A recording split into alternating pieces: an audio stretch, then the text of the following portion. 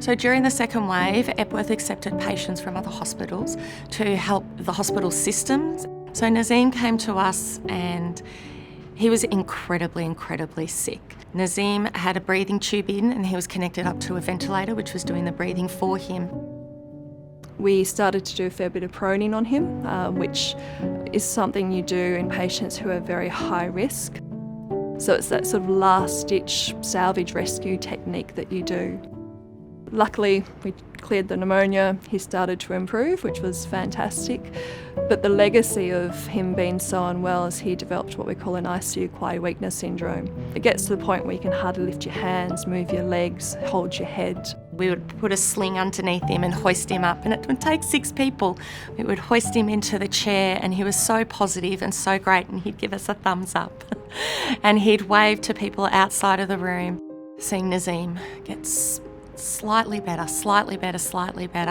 he'll show that little bit more of an improvement, and it just keeps you going.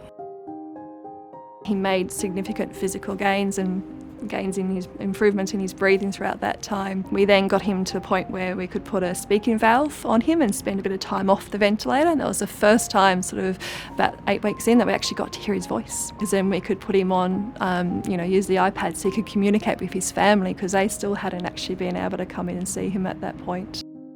And he got home at around the start of December. So a journey that started on the 2nd of August took to early December before he actually got home. So a long time away from his wife. We lined the corridor for when he was leaving to give him a well-deserved send-off. So that was something as a unit we all banded together. Nurses, doctors, allied health, the receptionist. It's not one single person that didn't work incredibly hard, not only for Nazim but all of our COVID patients. When he left ICU, I was thinking he'd have to be on oxygen for the rest of his life. There was no way he could breathe without having that. And even when he went to the wards and when he left us for rehab, we still thought, no, he's going to be oxygen dependent for his life. And to see him today, and he's not on any oxygen, his lungs aren't 100%, but he's walking an hour and a half a day, which is absolutely fantastic.